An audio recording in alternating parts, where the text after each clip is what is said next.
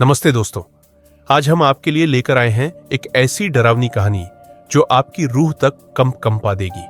ये कहानी है एक माँ की जिसकी ममता ने उसे एक राक्षस बना दिया। ये कहानी है सिस्टर मेडलाइन की, जो एक साधारण नन से इविल नन बन गई। तो चलिए शुरू करते हैं। सिस्टर मेडलाइन एक प्रतिभाशाली वैज्ञानिक थी जो अपनी प्यारी बेटी एलिसा के साथ पोलैंड के एक छोटे से शहर में रहती थी। माँ और बेटी का रिश्ता बेहद खास था। एलिसा उसकी पूरी दुनिया थी, लेकिन उनकी यह खुशहाल जिंदगी तब हमेशा के लिए बदल गई जब द्वितीय विश्व युद्ध के दौरान उनके घर पर बम गिरा।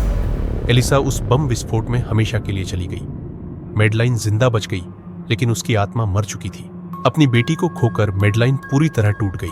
वह अमेरिका चली गई और एक चर्च में नन बन गई। एक दिन चर्च की लाइब्रेरी में उसे एक रहस्यमयी किताब मिली। यह किताब काले जादू की थी, जिसमें लिखा था कि कैसे मरे हुए लोगों को वापस लाया जा सकता है।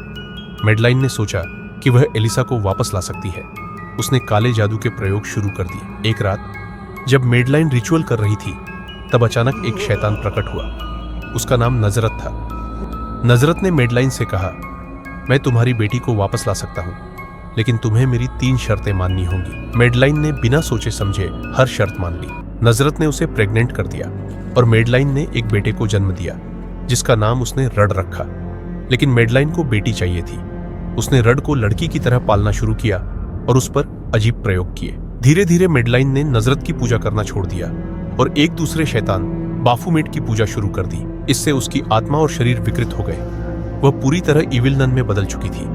उसने चर्च के बच्चों को अपना शिकार बनाना शुरू कर दिया। उनकी आत्माओं को अपनी काली गुड़ियों में कैद करने लगी। जब अन्य ननों ने उसे रोकने की कोशिश की, तो उसने उन सभी को मार डाला। 1963 में एक लड़का, जिसे क्राफ्टर बॉय कहा जाता है, चर्च में आया।